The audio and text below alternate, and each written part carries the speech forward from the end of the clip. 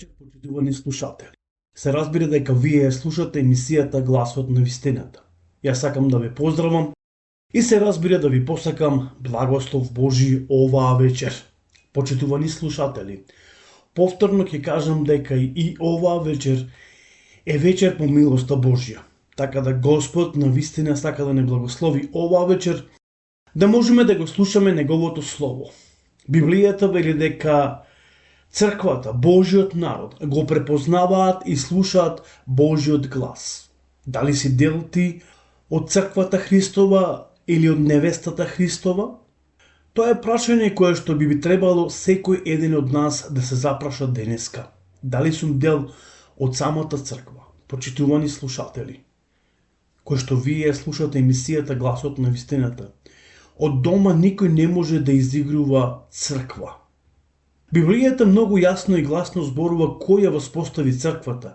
Всушност, што е Црква? Нека од нашите наредни емисии се разбира ќе зборуваме и по оваа прашање. Што е тоа Црква? Денеска многу луѓе размислуваат различно и одговараат. Но Библијата зборува многу јасно и гласно. И таа ја дава дефиницијата по прашање на Црква. Што е тоа Црква? Исус зборува, апостолите зборуваат, најконкретно се разбира ни зборуваат апостолот Павле. Почитувани слушатели, нема да зборуваме, се разбира, оваа вечер за Црквата. Убаво е да бидеме дел од Црквата, од Христовата невеста, затоа што Библијата вели дека Христос, младоженицот, ќе дојди по својата Црква, ќе дојди по својата невеста, кој е тело на Исуса Христа, а Христос, се разбира, е глава на Црквата. Зборуваме за прекрасна тема. Зборуваме за животните прашања. Прашања кои што сите нас не засегаат. Зошто сум на овој свет и каде, се разбира, после смртта. Почитувани слушатели, точно зборуваме за последното прашање, од трите прашања, од каде сум, зошто сум на овој свет, која е смислата за тоа што сум се родил и живеам во овој свет.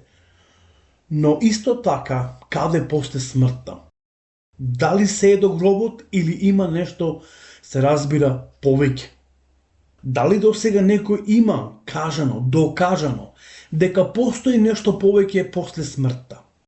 Библијата го дава и тој одговор и затоа препорачувам да го читате Светото Писмо. Не е тоа само да се декларираме дека сме христијани и да се удираме во своите гради, но многу е важно да живееме како христијани. А ќе живееме како христијани само тогаш кога ќе се запознаеме со Неговото Слово, со Библијата, со Божиот збор, кога тој ќе стане дел, се разбира, од нашиот живот. Минатата емисија зборувавме на вистина исто така за Божите предупредувања. Систем кој што ние го гледаме кроз целата Библија, почнувајќи од првата книга на Мојсе, од Едемската градина, па се до последната книга, книгата Откровение, се разбира, која напишал Јован Богослов во островот Патмос. И Бог постојано не предупредува. Бог постојано ни зборува. Преку Словото Господово, кое е инспирирано преку Духот Свети, па дури Бог употребува различни начини, во различно време, за да може да не предупреди и да ни зборува. Но конкретно видовме дека Бог го предупредува првиот човек Адам. Зошто зборувам за Адам, меѓутоа не ја спомнувам Ева? Затоа што Словото Господово ни открива дека Ева не беше создадена се уште. Туку само Адам беше создаден. Бог го создаде Адам и му создаде рајска градина. Му ја создаде всушност Едемската градина, каде тој, се разбира, ќе може да ја обработува, да го господари над нејзи и да ги ужива сите благодати кои беа создадени од страна на Бог за човекот. Но потоа Библијата ни го открива дека се она што Бог создаде, виде Бог дека е добро. Виде Бог дека е добро. Се беше добро. Се беше совршено и благословено. Но потоа Бог го предупредува човекот, точно за Едемската градина. Библијата зборува дека постоеа многу дрва, но имаше и две дрва кои беа клучни. Не беше само едно дрво, туку беа две дрва. Дрвото за запознавање на добро и зло и дрвото кое што дава живот вечен. Ако читате, ќе видите таму дека Бог не им забрани на Адам ниту па на Ева да вкусуваат од дрвото за живот вечен. Туку тој им забрани за онаа дрво кое дава, или дрво кое дава запознавање на добро и зло. И еве Бог како ги предупредува. Во втората глава од книгата Постанок, 16 и 17 стих, и тој им вели: им заповеда Господ Бог на човекот, велејќи, од секое дрво во градината можеш да јадеш, освен од дрвото за запознавање на добро и на зло. Од него не јади, зашто во оној ден кога ќе впустиш, и во тој ден ќе умреш. Бог го предупреди човекот. Ние зборуваме за смртта, зборуваме од каде потекнува смртта. Ние зборуваме за изворот од каде доаѓа. Библијата ни дава јасни докази од каде потекнува смртта. Почитувани слушатели, она што најмногу сакам да го запамтите, дека смртта не потекнува од Бог. Бог не е креатор, ниту пак го создаде човекот со цел за да човекот навистина умира. Но Бог го создал човекот да живее вечно, да ги ужива сите тие благодати и сите тие привилегии и можности кои што Бог му ги даде, се разбира, на Адам. Зошто? Затоа што Адам беше круна на Божјето создание. И затоа Бог му ги даде сите благодати, меѓутоа овде Бог го предупредува човекот. И ние во минатата емисија ја прочитавме и третата и четвртата глава од книгата Постанок и видовме откако Адам и Ева станаа непослушни, не го испочитуваа зборот Божи. Всушност не го испочитуваа Божјето предупредување. Потоа Господ му вика на Адам: од земја си земен и во земја ќе се вратиш. Подоцна поточно Адам и Ева добиваат два сина, Каин и Авел. Каин го убива Авел. И за прв пат гледаме како Бог едноставно ја проколнува земјата и вели: нека е проклета земјата поради тебе, зашто ја отвори устата своја. Почитувани слушатели, Бог го предупреди и внимавајте кога нешто Бог ќе каже. Неговиот збор, Библијата зборува дека е да и не. Бог не се колни. Тој не е како луѓето, затоа што Библијата ни открива дека Бог не е човек па да се однесува како нас. Тој, се разбира, е Бог. Ние ќе продолжиме да зборуваме, се разбира, за она што Адам и Ева го изгубија. Што е тоа што донесе непослушноста во животот на човекот? Еве неколку работи сакам оваа вечер да ги спомнам. Прво, непослушноста донесе огромни последици врз животот на човекот. Како прво, човекот изгуби, што е многу важно да знаеме, драгоцени прилики и можности кои што Бог, се разбира, му ги овозможи. Ја изгуби Божјата комуникација. Исто така го изгуби Божјото заедништво, присуството кон Бога.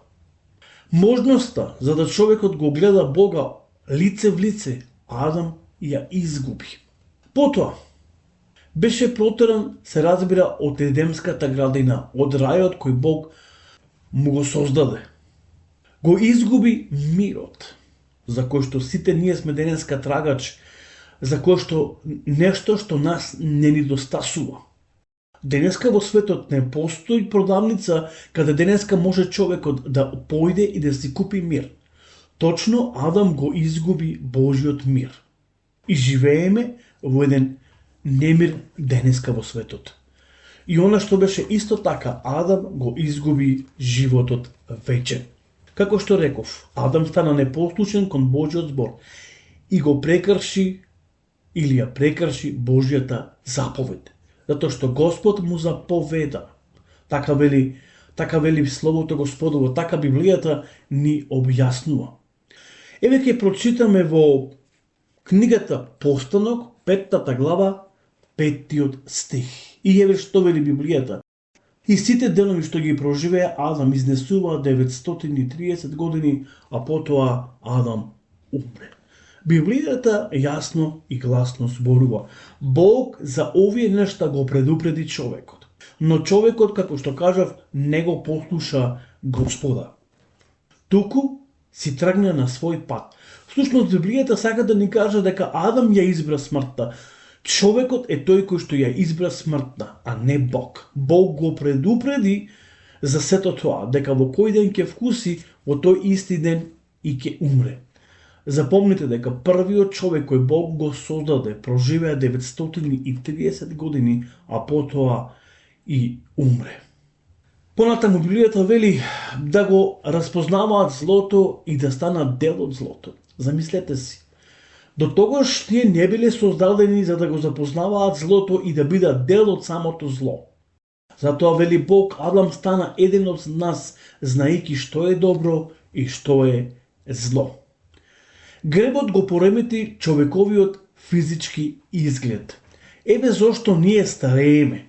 Зошто телото лека по лека со години ни станува слабо. Затоа што Библијата многу јасно и гласно зборува од каде доаѓа тоа пореметување за нашиот изглед. Се раѓаме како бебиња, меѓутоа со текот на времето ние старееме.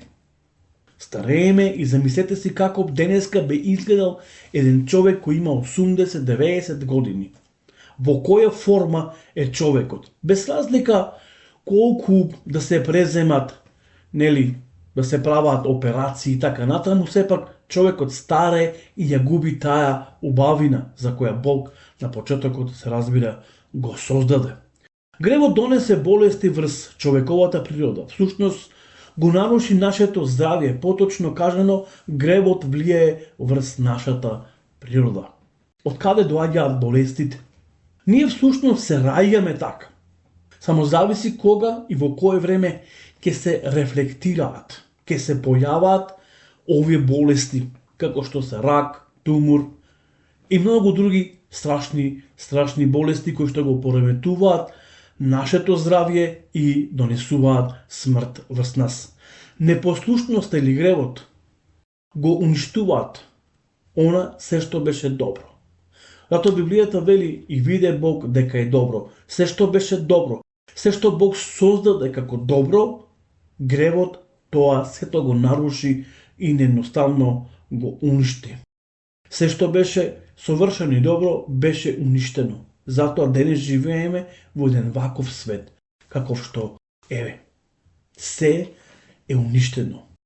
Поточно видовме дека платата за гревот, се разбира, е смртта. Значи, платата за гревот е смртта. Почитувани слушатели, сакам тука некаде да застанам со вечерашната, се разбира, емисија и потоа со Божја помош да продолжиме понатаму каде после смртта. Затоа што видовме дека платата кој што ја дава гревот е смртта. Непослушноста е грев и гревот е непослушност. И гревот или платата за гревот е смртта. Но потоа гледаме како Библијата јасно и гласно зборува. Сите грешеа и сите се лишени од славата Господова. Но понатаму ќе продолжиме кој е денеска дарот Божи за нас. Нека Господ навистина не благослови сите, нека Бог биде со сите нас, нека Тој не води, нека навистина седниме, размислиме, направиме одлука, всушност донесиме одлука за овие три клучни прашања. Од каде сме, зошто сме на светот и се разбира каде после смртта. Што потоа? Бог нека биде со вас и се разбира се слушаме наредната емисијата Гласот на вистината. Пријатна вечер и Господ со вас.